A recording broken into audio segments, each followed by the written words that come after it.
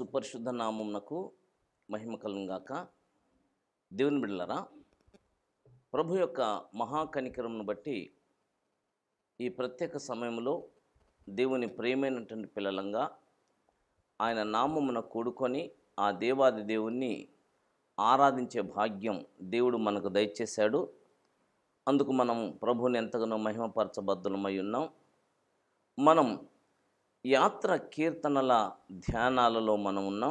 యాత్ర కీర్తనలు 120వ కీర్తన మొదలుకొని 134వ కీర్తన వరకు ఉన్నటువంటి ఈ 15 కీర్తనలను యాత్ర కీర్తనలు అని అంటారు. యాత్ర కీర్తనలు ఇశ్రాయేలీయులు దేవుడు వారికి అనుగ్రహించినటువంటి పండుగలను ఆచరించుట కొరకు వారి వారి గ్రామాల నుండి యెరూషలేమునకు ఎక్కిపోయేవారు. వారి వారి గ్రామాల నుండి యెరూషలేమునకు ఎక్కి వెళుతున్నప్పుడు ఈ పాటలు పాడుతూ వెళ్ళేవారు. ఎక్కి వెళుతూ పాడేవారు గనక వీటికి ఆరోహణ కీర్తనలు అని కూడా పేరుంది. ఆరోహణ కీర్తనలే యాత్ర కీర్తనలు, యాత్ర కీర్తనలే ఆరోహణ కీర్తనలు. వారి వారి పండుగలను ఆచరించుట కొరకు పాడుకుంటూ వెళ్ళేవారు గనక వీటికి యాత్ర కీర్తనలు అనే పేరు వచ్చింది. ఈ యాత్ర కీర్తనలలో ఇప్పటికి మనం 129వ కీర్తన వరకు మనం ధ్యానం చేశాం. ఈరోజు మనం 130వ కీర్తనను మనం ధ్యానం చేయబోతున్నాం. 130వ కీర్తన. ఈ 130వ కీర్తనలో 8 వచనాలు ఉన్నాయి. నేటి ఈ భాగపు మన ధ్యానాంశం ఆశతో కనిపెట్టుట. ఆశతో కనిపెట్టుట. ఒక వచనం చదువుకొని ప్రార్థన చేసుకొని మరి మనం ఆ ధ్యానంలోకి మనం వెళ్దాం. 130వ కీర్తన 6వ వచనం చదువుకుందాం. 6వ వచనం. కావలివారు ఉదయము కొరకు కనిపెట్టుట కంటే ఎక్కువగా నా ప్రాణము ప్రభువు కొరకు కనిపెట్టుచున్నది. కావలివారు ఉదయము కొరకు కనిపెట్టుట కంటే ఎక్కువగా నా ప్రాణము కనిపెట్టుచున్నది. ఆశతో కనిపెట్టుట. ప్రార్థన చేసుకుందాం. మిక్కిలి కనికరము గల తండ్రి, యాత్ర కీర్తనలను ధ్యానం చేయుటకు మీరు మాకు కృపను అనుగ్రహించినందుకు నీకు స్తోత్రాలు చెల్లిస్తున్నాం. 130వ కీర్తనను మేము ధ్యానిస్తుండగా మాకందరికీ ప్రభువా నీ ఆత్మను అనుగ్రహించి ఆత్మ సహాయంతో మేము ధ్యానించి మీ చిత్తమును గ్రహించి పదిలపరచుకొని నీ చిత్తమును బట్టి మేము నడుచుటకు మాకు సహాయం చేయమని నీ దాసుని నోటికి మీ మాటలు అందించి వచించుటకు సహాయం చేయమని నీ బిడ్డలందరికీ వినుబుద్ధి పుట్టించుమని అంగీకరించి అనుసరించుటకు తీర్మానాలు దయచేయమని అంధకార శక్తులను బంధించి ప్రభునేసుక్రీస్తును మాయందు బహుగా ఘనపరచి హెచ్చించుమని దయగల యేసునామమున శిరమొంచి ప్రార్థిస్తున్నాం పరమ తండ్రి. ఆమేన్. ఆమేన్. దేవుని పిల్లరా,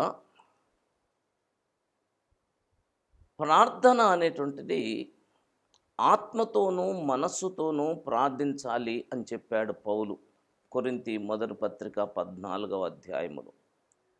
ప్రార్థన అనేటువంటిది ఆత్మతోనూ మనస్సుతోనూ మనస్సు పెట్టి ప్రార్థన చేయాలి. మన మనస్సును సింహాసనాసీనుడైనటువంటి దేవుని మీద లగ్నం చేయాలి. మన మనసు ఆయన మీద ఉంచి మనం ప్రార్థించాలి. మనం విశ్వాసముతో ప్రార్థించాలి, నమ్మకముతో ప్రార్థించాలి. ప్రార్థించినవన్నీ ఆయన అనుగ్రహిస్తాడని విశ్వసించాలి, నమ్మాలి.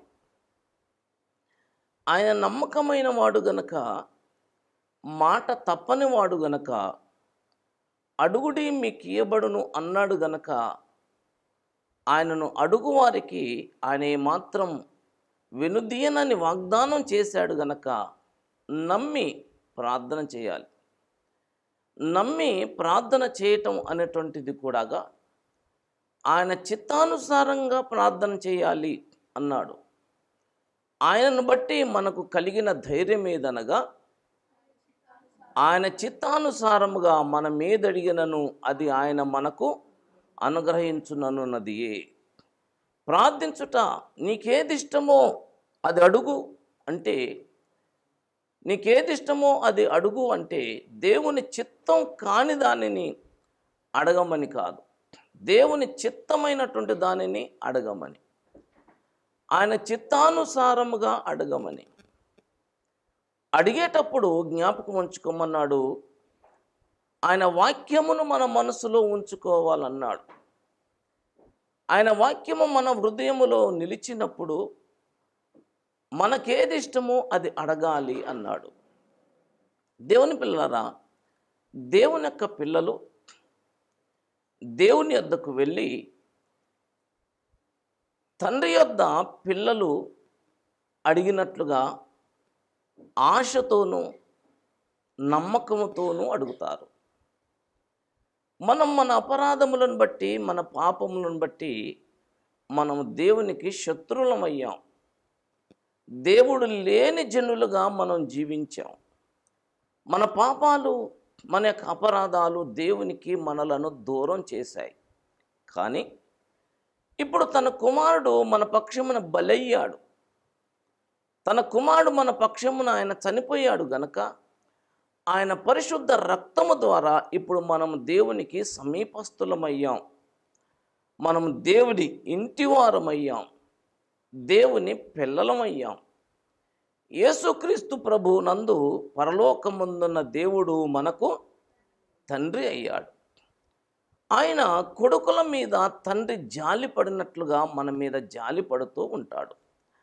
ఆ జాలి పడుతున్నటువంటి దేవుని యొద్దకు దేవుని యొక్క పిల్లలు తండ్రి యొద్దకు వెళ్ళి పిల్లలు అడిగినట్లుగా ఆశతో, ప్రేమతో అడగాల. ఆశతోటి, ప్రేమతోటి, ఇష్టంగా మనం ఆయనను అడగాలి. ఎప్పుడు అంటే మనం ఆయన పిల్లలం అయినప్పుడు, తన కుమారుణ్ణి అంగీకరించినప్పుడు, తన కుమారుని సొంత రక్షకునిగా స్వీకరించినప్పుడు, తన కుమారుని రక్త ప్రోక్షణ క్రిందికి వచ్చినప్పుడు, తన కుమారుని యొక్క వాక్యం మన హృదయములో నివసిస్తున్నప్పుడు. అలా కాకుండా మనం మన ఇష్టానుసారంగా ఉండి మనం ఆయన వద్దకు వెళ్ళి ఏమీ ఆయనను మనం అడగలేం. కీర్తనకారుడు అన్నాడు, నా హృదయములో నేను పాపమును లక్ష్యము చేసినెడల ఆయన నా మనవి ఆలకింపకపోవును అన్నాడు. ఎవరైతే పాపమును హృదయములో లక్ష్యం చేస్తారో వారి మనవులు దేవుడు ఆలకించడు, అవి గాలిలో కలిసిపోతాయి, అంతవరకే. ఎవరైతే పాపమును హృదయములో లక్ష్యము చేయకుండా నీతిని, పరిశుద్ధతను ఎవరైతే హృదయములో లక్ష్యం చేస్తారో వారి మనవులను ఆయన ఆలకిస్తాడు.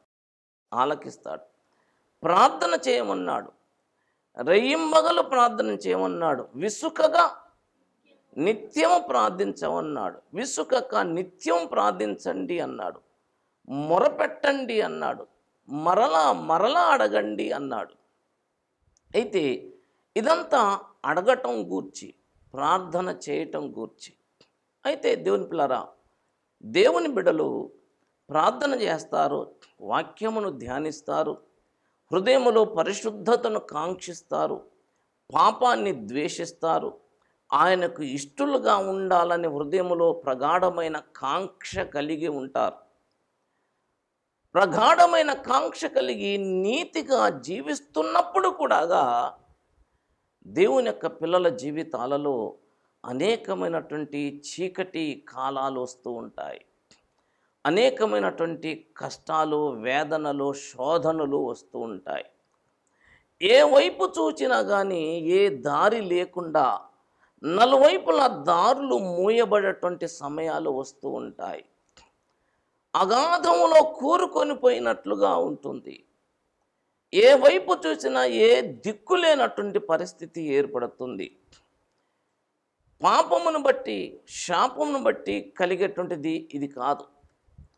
నీతిగా జీవిస్తున్న, పరిశుద్ధంగా జీవిస్తున్న, హృదయములో అంతరింద్రియాలలో నీతిని కాంక్షిస్తూ ఉన్న, దివారాత్రులు ఆయన ఎదుట మొరపెడుతూ ఉన్నా కానీ మనకు చీకటి కలిగినటువంటి సమయాలు అనేకం వస్తూ ఉంటాయి. అలాంటి సమయాలలో ఆయన ఎదుటకు వెళ్ళి ప్రార్థన చేసిన, లేదా మనుషులకు ఎవరికైనా చెప్పుకున్న ఏ దరి ఏ దాపు దొరకదు. మనం చదివినటువంటి 130వ కీర్తనలో 1వ వచనంలో కీర్తనకారుడు ఏమంటాడంటే, యెహోవా అగాధ స్థలములలో నుండి నేను నీకు మొరపెట్టుచున్నాను. ప్రభువా నా ప్రార్థన ఆలకింపుము, నీ చెవి యొగ్గి నా ఆర్తధ్వని వినుము. అంటే అగాధ స్థలంలోకి వెళ్ళిపోయాడు. అగాధం అంటే కారు చీకటి, అగాధం అంటే అది ఒక గొయ్యి లాంటిది, బురద లాంటిది. అలాంటి స్థితిలోకి వెళ్ళిపోయాడు. అక్కడ చేరి ఏం చేస్తున్నాడు? మొరపెడుతున్నాడు. ఆర్తధ్వని, ఆయన ఏడుస్తున్నాడు, ఆయన దుఃఖిస్తున్నాడు, ఆయన మొరపెడుతూ కాంక్షిస్తూ ఆశతో తేరు చూస్తున్నాడు. దేవుని పిల్లరా, ఇలాంటి పరిస్థితులు మన బ్రతుకులో సర్వసాధారణంగా తటస్థిస్తూ ఉంటాయి. దేవుని యొక్క పిల్లలు అగాధంలోకి వెళ్ళరు అనుకోకండి. ఇది పాప సంబంధమైనటువంటి అగాధం కాదు. ఇది శోధనతో కూడినటువంటి అగాధం. అగాధములో ఉండి మొరపెడుతున్నాడు, ఆర్తధ్వని చేస్తున్నాడు, ఏడుస్తున్నాడు, దుఃఖిస్తూ అడుగుతున్నాడు, నా ప్రార్థన ఆలకించు, నా మొర నీ యొద్దకు రానియ్యి. 3వ వచనంలో అంటాడు, యెహోవా నీవు దోషములను కనిపెట్టి చూచిన ఎడల, ప్రభువా ఎవడు నీ దగ్గర నిలవగలుగుతాడయ్యా? ఎవడు నిలవగలుగుతాడు? అయినను జనులు నీ యందు భయభక్తులు నిలుపునట్లు నీ యొద్ద క్షమాపణ కూడా దొరుకుతుంది కదా. ఒకవేళ నా తప్పిదాలను, నా దోషాలని నువ్వు జ్ఞాపకం చేసుకొని నాకు దూరంగా ఉన్నావేమో, నువ్వు అలా దోషాలను కనిపెట్టి చూస్తే ఎవడు బ్రతుకుతాడు? అయినప్పటికీ క్షమాపణ దొరుకుతుంది కదా నీ దగ్గర. నా ఆర్తధ్వని విను ప్రభువా, నా ఆర్తధ్వని విను ప్రభువా. దేవుని పిల్లరా, నేను అగాధ కోపములో ఉన్నాను, చీకటిలో సంచరిస్తున్నాను, భీతి, భయం, కష్టం, వేదనలో ఉన్నాను, నా మార్గములను సరిగ్గానే చూసుకుంటున్నాను. అయినా కానీ ఇలాంటి దుఃఖకరమైన సంఘటనలు వచ్చాయి. ప్రార్థన చేస్తున్నాను, జవాబు లేదు. ఒకవేళ దేవా నా పాపాలను ఏమైనా జ్ఞాపకం చేసుకొని వదిలేసావా? అలా నువ్వు పాపాలను జ్ఞాపకం చేసుకుంటే నీ దగ్గర ఎవడు నిలుస్తాడయ్యా? అయినా నీ దగ్గర క్షమాపణ దొరుకుతుంది కదా ప్రభువా, క్షమాపణ దొరుకుతుంది కదా ప్రభువా, నా ప్రార్థన విను అన్నాడు. దేవుని పిల్లరా, ఇంకా లోతుగా వెళుతున్నాడు.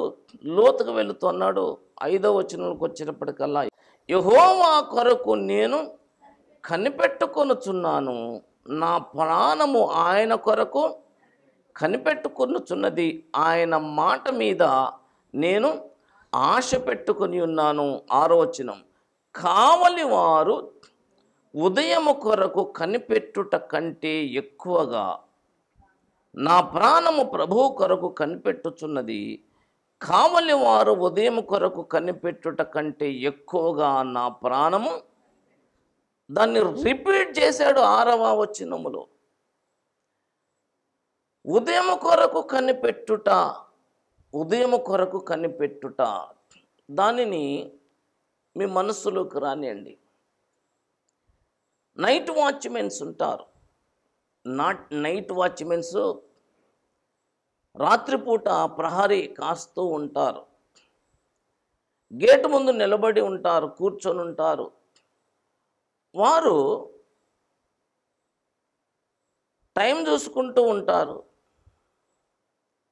వారికి ఎప్పుడైనా కానీ ఏంది అసలు ఈరోజు తెల్లారదా అనే డౌట్ వస్తుందా? వస్తుందండి. ఈరోజు తెల్లారదా ఏంటిది? ఇన్ని సంవత్సరాలు చూస్తున్నాం, తెల్లారకుంటే ఎప్పుడు లేదే, ఈరోజు తెల్లారుతుందా అని అని అనుకోరు. ప్రతి నైట్ వాచ్మెన్కి, రాత్రిపూట కావలి కాసేటోడికి ఒక గ్యారంటీ ఉంటుంది. ఏంటది? ఖచ్చితంగా తెల్లారుతుంది. ఖచ్చితంగా తెల్లారుతుంది అనుకుంటారా? తెల్లారదు అనుకుంటారా? ఖచ్చితంగా తెల్లవారుతుంది. ఉదయం కొరకు కనిపెట్టుట అంటే ఉదయం అనేది తప్పకుండా వస్తుంది. ఉదయం అనేది తప్పకుండా వస్తుంది, తప్పకుండా తెల్లారుతుంది అన్నట్లుగా ఆయన తప్పకుండా నా మనవి ఆలకిస్తాడని కనిపెట్టుకోవాలి. మనం ప్రార్థన చేస్తాం కానీ కనిపెట్టుకోం. కనిపెట్టుటలో నిరీక్షణ ఉన్నది. కనిపెట్టుటలో వైరాగ్యం లేదు. వైరాగ్యం అంటే ఏముంది? ఏమవుతుందో, ఏం జరుగుతుందో, అంత ఆయన ఇష్టం, అంత ఆయన చిత్తం, ఏమో అనేటువంటి అస్పష్టత కనిపెట్టడంలో లేదు. కనిపెట్టడంలో నీకు అస్పష్టత, అపనమ్మకం ఉంటే దానిని కనిపెట్టడం అనరు. ఉదయం కొరకు కావలి వారు ఎలా కనిపెడతారంటే ఖచ్చితంగా తెల్లవారుతుంది, ఖచ్చితంగా ఉదయిస్తాడు సూర్యుడు. దేవుని పిల్లారా, దేవుని బిడ్డలు ఆశతో దేవుని కొరకు అలా కనిపెట్టాలి. ఈ కష్టాల ఊబిలో నుండి, ఈ శ్రమల కొలిమిలో నుండి, ఈ బాధలలో నుండి తప్పకుండా నా జీవితంలో ఒకరోజు ఉదయం ఉదయిస్తుంది. ఒకనాడు సూర్యుడు ప్రకాశిస్తాడు, నా కష్టాలు కడతేరుతాయి. దీనినే ఇలా ఎదురు చూచే దానినే కనిపెట్టడం అంటారు. కనిపెట్టడం, అవునండి, కనిపెట్టడం. మనం అంతకుముందే చదివాం 123వ కీర్తనలో. 123వ కీర్తన 2వ వచనంలో ఏముంది? దాసుల కన్నులు తమ యజమానుని చేతి తట్టును, దాసి కన్నులు తమ యజమానురాలి చేతి తట్టును చూచునట్లు మన దేవుడైన యెహోవా మనలను కరుణించు వరకు మన కన్నులు ఆయన తట్టు చూచుచున్నవి. కరుణించు వరకు తప్పకుండా ఆయన ఏం చేస్తాడు? కరుణిస్తాడు. కనిపెట్టడంలో నిరీక్షణ ఉన్నది. కనిపెట్టడంలో ఒక గ్యారంటీ ఉంది. అస్పష్టత లేదు. ప్రార్థన అయితే చేస్తానా, ఇంకా ఆయన ఇష్టం, ప్రార్థన అయితే చేస్తానా, ఇంకా ఆయన చిత్తం, ఇంకా ఆయన ఏమైనా చేయని అనే దానిని కనిపెట్టడం అని అనరు. కనిపెట్టడంలో తప్పకుండా నా జీవితంలో ఒకరోజు తెల్లారుతుంది, ఈ కష్టాల నుంచి నేను కడతేరుతాను, తప్పకుండా నేను బయటకు వస్తాను. ఎందుకంటే ఆయన అంత నమ్మదగినవాడు, ఆయన అంత గ్యారంటీ మనిషి, ఆయన అంత గ్యారంటీ. ఆయన వదిలేసినటువంటి వాడు కాడు. నరావతారం ఎత్తినటువంటి దేవుని కుమారుడు నమ్మదగినవాడు. అందరిలో, ఈ విశ్వములో ఉన్న ప్రతి మనిషి కంటే నమ్మదగినటువంటి వాడు. రాజులను నమ్ముట కంటే, అధికారులను నమ్ముట కంటే యెహోవాను నమ్మటం. నమ్మిన వాడు ఏం చేస్తాడు? కనిపెట్టుకోవాలి. దేవుని పిల్లరా, మనం ప్రార్థించటం అభ్యాసం చేసాం కానీ కనిపెట్టడం అభ్యాసం చేయట్లేదు. ప్రతి మనిషి యొక్క ఆశ, ఆలోచన ఎలా ఉంటుందంటే విత్తనం పెట్టడంతో అది మొలవాలని.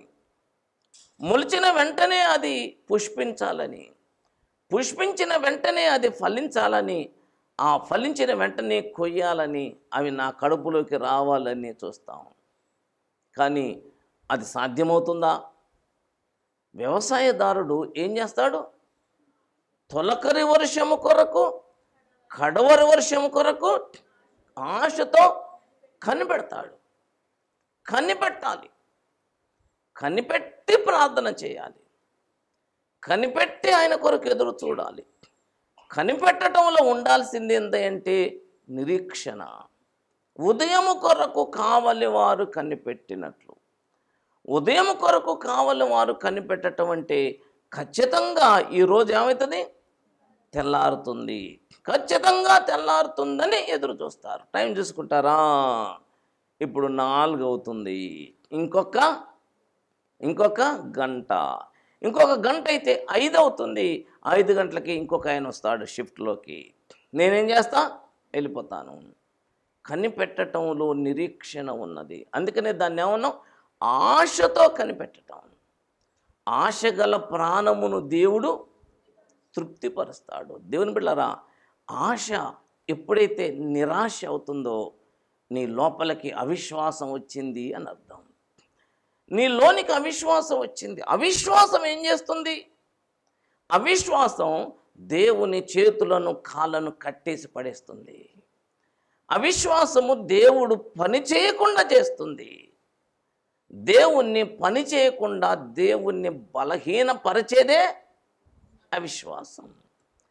దేవుని చేత పని చేయించేది విశ్వాసం. దేవుని చేత పని చేయించేది విశ్వాసం. జ్ఞాపకం ఉంచుకోండి దేవుని బిడ్డలారా, విశ్వాసం, నిరీక్షణ, ఈ రెండు కూడా కవల పిల్లలు. ఈ రెండు కూడా కవల పిల్లలు. వీటిని ఏం చేయకూడదు? విడదీయకూడదు. విశ్వాసం ఉందంటే దాంట్లో నిరీక్షణ ఉండాలి. నిరీక్షణ అంటే ఏంటంటే కడతేరుతుంది అని ఆశతో ఎదురు చూసే దానినే నిరీక్షణ అంటాం.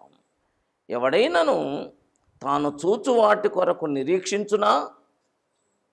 చూస్తున్నాను నేను, ఈ ఫ్యాను, ఇగో ఈ ఏసీ అనేటువంటిది నాకు పెడతారంటే దాంట్లో ఏమైనా అర్థం ఉందా? ఆల్రెడీ ఏమైంది?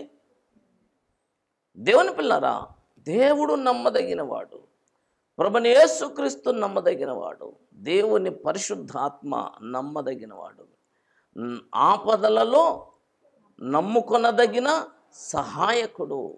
ఆపదలలో నమ్ముకొనదగిన సహాయకుడు. ఆపద వచ్చినప్పుడు, కష్టం వచ్చినప్పుడు, మొరపెట్టినప్పుడు, ఫలితం రానప్పుడు అపవాదంటాడు, నువ్వు అన్ని పాపాలు చేసావు చూసావా, ఆ పాపాలను బట్టి మీ దేవుడు నీ ప్రార్థన వినట్లేదు అంటాడు. అప్పుడు నీ పాపం నీకు గుర్తొచ్చి నువ్వు కృంగిపోతావు. సాతానికి కావాల్సింది అదే. ఇక్కడ ఏమన్నాడు? దేవా ఏమన్నాడండి? నీవు అపరాధాలను కనిపెడితే ఎవడు నిలుస్తాడు? 3వ వచనం, యెహోవా నీవు దోషములను కనిపెట్టి చూచినేడలా ప్రభువా ఎవడు నిలవగలడు? దేవుడు మన ఆపదలలో మన యొక్క దోషాలను గుర్తు చేసుకొని మనకు పనిష్మెంటు ఇయ్యడు.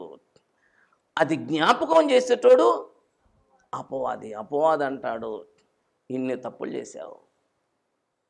అదే ఇది వచ్చింది. మనలో ఎవరికైనా యాక్సిడెంట్ అయిందనుకో, మనలో ఎవరైనా కానీ నష్టంలోకి పోయారనుకోండి, అవన్నీ అప్పుడు పాపాలన్నీ ఉట్టిగా పోతాయి, చేసిన పాపాలన్నీ ఉట్టిగా పోతాయి అంటాం. దేవుని పిల్లరా, 2 విషయాలు జ్ఞాపకం ఉంచుకోండి. మనం చేసినటువంటి పాపాలకు యేసుక్రీస్తు ప్రభు ప్రాయశ్చిత్తం చేశాడు. అది నమ్మినటువంటి వారికి క్షమాపణ. యేసుక్రీస్తు ప్రభు నా పాపముల కొరకు ప్రాయశ్చిత్తం చేశాడు అని నమ్మని వారికి 2వ విషయం ఏంటంటే నరకపు శిక్ష. అంతేగాని నీ పాపములను జ్ఞాపకం చేసుకొని ఆయన పగ తీర్చుకునేవాడు కాడు. ఒకవేళ భక్తులు, విశ్వాసులు పాపములో పడిపోతున్నారనుకోండి, వాడు పాపములోనే వెళ్ళిపోతే చివరికి చీకటి అగాధంలోకి, నరక కూపంలోకి వెళ్ళిపోతాడు. అందుకనే వాడు పాపము నుంచి బయటికి రప్పించడానికి దేవుడు కొన్నిసార్లు శిక్షిస్తాడు. అంతేగాని ఎప్పుడో 20 సంవత్సరాల క్రితం చేసిన పాపాలను జ్ఞాపకం చేసుకొని ఆయన పగ తీర్చుకునేవాడు కాడు. మనకి కష్టం వచ్చినప్పుడు, మనకు బాధ కలిగినప్పుడు, దేవుని ఎదుట మనం ప్రార్థన చేసినప్పుడు, నా అనబడినటువంటి వారే ముఖం చాటు చేసినప్పుడు, మన తోబుట్లే త్రోసేసినప్పుడు, కన్న తల్లిదండ్రులే కాదన్నప్పుడు, కన్న పిల్లలే త్రోసేసినప్పుడు, ఏ దిక్కు లేనప్పుడు, ఏ దశ లేనప్పుడు, అప్పుడు సాతానుడు వస్తాడు. అన్ని పాపాలు చేసావు, అవి ఒట్టినే పోతాయి అనుకుంటున్నావా? ఒట్టినే పోతాయి అనుకుంటున్నావా? అదే ఇప్పుడు నీకు శిక్ష. దేవుడు పరిశుద్ధుడు, ఆయన పాపిని ఖచ్చితంగా శిక్షిస్తాడు. దేవుని పిల్లరా, అప్పుడు దేవుని యొక్క బిడ్డలు ఏం చేస్తారు? కృంగిపోతారు. మనం కృంగిపోవటం అనేది అపవాదికి ఇష్టం. మనం కృంగిపోకుండా ఉండాలనేది ప్రభువుకి ఇష్టం. అలాంటి సమయములలో మనం అపవాదికి చెప్పాలా, నా గురించి, నా ప్రభువు గురించి, మా సంగతి మేము చూసుకుంటాం, ఇందులో నీకు అవసరం లేదు. ఆయన మా దోషములను కనిపెట్టి చూచేవాడు కాడు.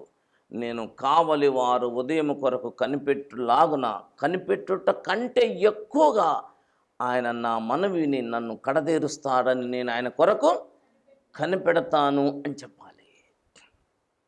నేను కనిపెట్టుకుంటుంటాను, ఎందుకంటే ఆయన నమ్మదగినవాడు. దేవుని పిల్లరా, నీ మార్గములను సరిగ్గా చూసుకుంటూ, నీ ప్రవర్తనను జాగ్రత్తగా చూసుకుంటూ, ఆయనకిష్టంగా నువ్వు బ్రతుకుతూ ఉన్నప్పుడు కూడా శోధనలు నీ మీదికి రావు అని నువ్వెప్పుడు అనుకోకు. అలాంటి సమయంలో కూడా శోధించుటకు సాతానుడు నీ వద్దకు వస్తాడు. అగాధంలోకి వెళ్ళిపోతావు. అగాధంలోకి వెళ్ళినప్పుడు కూడా నువ్వేం చేయాలి? కనిపెట్టుకొని ప్రార్థన చేయాలి. ప్రార్థన చేస్తూనే ఉండాలి. ఆ కనిపెట్టడంలో ఏముండాలి? విశ్వాసము, నిరీక్షణ. ఈ రెండింటిని ఏం చేయదు? ఈ రెండింటిని విడగొట్టద్దు. విశ్వాసము ప్రక్కన బట్టి నిరీక్షణ లేకపోతే నీ విశ్వాసం చెల్లదు. కేవలం నిరీక్షణ ఉండి విశ్వాసం లేకపోతే ఆ నిరీక్షణ చెల్లదు. పౌలు కొరింథీ మొదటి పత్రిక 13వ అధ్యాయం చివరి వచనంలో ఏం చెప్పాడు? కాగా విశ్వాసము, నిరీక్షణ, ప్రేమ, ఈ మూడును నిలుచును. అవునా? ఈ మూడును నిలుచును. విశ్వాసము, నిరీక్షణ. విశ్వాసం వెంబటి నిరీక్షణ ఉండాలి. కనిపెట్టాలి. అవునండి. 7వ వచనంలో అంటాడు, ఇశ్రాయేలు యెహోవా మీద ఆశ పెట్టుకో, యెహోవా యొద్ద కృప దొరుకుతుంది, ఆయన యొద్ద సంపూర్ణ విమోచన దొరుకుతుంది. ఇశ్రాయేలీల దోషం అన్నిటి నుండి ఆయన వారిని విమోచిస్తాడు. కనిపెట్టుకో. పాపమును బట్టి కృంగదీసేవాడు సాతాను. పాపములను పరిహరించి ప్రోత్సహించి నీతిలోకి నడిపించేవాడు ప్రభు అయిన యేసుక్రీస్తు. పాపము చేసిన స్త్రీని పట్టుకొని రాళ్లతో కొట్టాలనుకున్నప్పుడు ఆయన అనగా ప్రభు యేసుక్రీస్తు ఆ స్త్రీని కృంగదీయలేదు, అవమానపరచలేదు, అసలు ఆ పాపమును గురించి ఎత్తలేదు. ఏమ్మా నిజంగా చేసావా? నిజమేనా అబద్ధమా? ఉట్టిగానే అంటున్నారు వాళ్ళు. అయినా అలా చేయటానికి నీకు ఎలా మనసు ఒప్పింది? తప్పు కదా అన్నడా? అసలు ఏమనలే. అసలు దాన్ని ఏం చేయలేదు, ఎత్తలేదు. ఏమన్నాడు? అమ్మా, ఎవరూ నిన్ను శిక్షించలేదా? నేనును నిన్ను శిక్షించను, ఇకను పాపం చేయకంతే. కనికరము గల దేవుడండి, దయగల దేవుడండి, ప్రార్థన ఆలకించే దేవుడండి. పాపముల్లో ఉండి మొరపెడితే నీ ప్రార్థన ఆయన ఆలకించడు. పాపములో ఉండి మొరపెట్టడం కాదు, నీతిగా జీవిస్తూ ఆయనకిష్టంగా బ్రతుకుతూ ఉన్నప్పుడు కూడా అవునండి ఆయనకి ఇష్టంగా బ్రతుకుతూ ఉన్నప్పుడు కూడా మనకు శోధనలు వచ్చినప్పుడు మనం ఏం చేయాలి? ఆయన కొరకు కనిపెట్టుకొని ఉండాలి. కనిపెట్టుకొని ఉండండి. కనిపెట్టుకొని ఉంటాం, అభ్యాసం చేయండి. కనిపెట్టుకొని ఉన్నప్పుడు దేవుని పిల్లరా తప్పకుండా తెల్లారుతుంది అని నమ్మండి. తప్పకుండా తెల్లారుతుంది. ఇశ్రాయేలు ఏమన్నాడు? ఇశ్రాయేలు 7వ వచనం, యెహోవా మీద ఆశ పెట్టుకో. అంటే ఎలా కనిపెట్టాలి? ఆశతో కనిపెట్టండి. నీ ఆశ భంగం కానేరదు. యెహోవా కొరకు ఆశతో కనిపెట్టుకో. యెహోవా యొద్ద కృప దొరుకుతుంది. ఇంకేడ దొరుకుతుంది కృప? ఇంకేడ దొరుకుతుందండి? ఇంకేడ దొరుకుతుంది? కుమారుడు ఒకలా చెడిపోతే, తిరుగుబాటు చేస్తే తండ్రి దగ్గర కృప దొరుకుతుందా? దొరుకుతుందా? తల్లిదండ్రుల మీద పిల్లలకి కృప దొరుకుతుందా? దొరకదు. యెహోవా యొద్ద కృప దొరుకుతుంది. ఆశ పెట్టుకో. ఆశ పెట్టుకో ఓ ఇశ్రాయేలు. ఆశతో ఏం చేయి? కనిపెట్టు. ఎలా కనిపెట్టు? కావలివారు ఉదయం కొరకు కనిపెట్టినట్లుగా. కావలివారు కనిపెట్టినట్లుగా అనలే. కావలివారు ఉదయం అంటే ఉదయం కొరకు అంటే ఏం చెప్పాను? తప్పకుండా తెల్లారుతుంది. తప్పకుండా తెల్లారుతుంది. దేవుని బిడ్డలరా, మన ప్రభువు మన జీవితంలో మన కష్టాల రాత్రి నుంచి మన జీవితంలో ఒకనాడు తెల్లారేటట్టు చేస్తాడు. తప్పకుండా తెల్లారుతుంది. కృప దొరుకుతుంది. ఆశతో కనిపెట్టండి. ఆశతో కనిపెట్టి ఆశతో ఎదురు చూడండి. విశ్వాసమును సడలనీయకండి, నిరీక్షణను సడలనీయకండి. విశ్వాసము కలిగి, నిరీక్షణ కలిగి ఆశతో ఎదురు చూడండి. ఆశతో కనిపెట్టండి. ఆ కనిపెట్టడంలో దేవుని బిడ్డలారా ఒకరోజైనా కావచ్చు, ఒక నెలైనా కావచ్చు, ఒక సంవత్సరమైనా కావచ్చు. ఎందుకంటే ఆయన నమ్మదగినవాడు. ఆయన నమ్మదగినవాడు. ఆయన నీ చెయ్యి విడిచిపెట్టేవాడు కాడు. నేను ఊబిలోనికి పోనిచ్చినట్టు వాడు కాడు. అందుకని ఎక్కడ ఉండి మొరపెట్టాడాటీన? అగాధములో ఉండి మొరపెడుతున్నాడు. అగాధములో ఉండి మొరపెడుతున్నాడు. అంటే లాస్ట్కి ఎక్కడికి పోయాడు? అగాధములోకి వెళ్ళిపోయాడు. కూరుకొని పోయాడు. బురద గుంటలోకి వెళ్ళిపోయాడు. పూర్తిగా కూరుకొని పోయాడు. మళ్ళీ చెప్తున్నాను, ఇది పాప సంబంధమైనటువంటి అగాధం కాదు. నేను పాపములో ఉండి మొరపెట్టాను కాదు. పాపములో ఉండి మొరపెడితే కుదరదు, బయటికి రావాలి. పాపమును హృదయములో లక్ష్యం చేస్తే ఆయన మన మనవిని ఆలకించడు. భక్తులు అందుకని అన్నాడు, ఇశ్రాయేలు యెహోవా కొరకు కనిపెట్టు. ఆయన నీ ఆశను తీరుస్తాడు. ఆయన మీద నమ్మకం ఉంచు. ప్రార్థన చేసుకుందాం. తలలు వంచండి, కళ్ళు మూసుకొనండి. అందరూ ఒక్క నిమిషం మీ మనసులో స్థిరపరచుకోండి. నేను కనిపెడతాను ప్రభువా, ఎందుకంటే నువ్వు నమ్మదగిన వాడవు.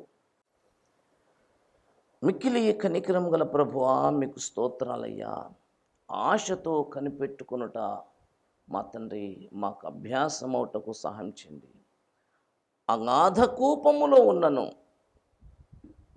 మా ఆశ సడలకుండా సహాయం చేయండి. దేవా మా తండ్రి, నలువైపుల చీకట్లు క్రమ్మినను మా విశ్వాసము, మా నిరీక్షణ సడలకుండా మాకు సహాయం చేయండి. కావలి వారు ఉదయం కొరకు కనిపెట్టినట్లుగా మేము నీ కొరకు మా జీవితంలో తప్పకుండా తెల్లవారుతుందని, తెల్లవారేటట్లు నువ్వు చేస్తావని, కృప అనుగ్రహిస్తావని ఆశతో కనిపెట్టుటకు మాకు అభ్యాసమవుటకు సహాయం చేయమని దయగల యేసునామమున శిరముంచి ప్రార్థిస్తున్నాం పరమ తండ్రి. ఆమేన్. ఆమేన్.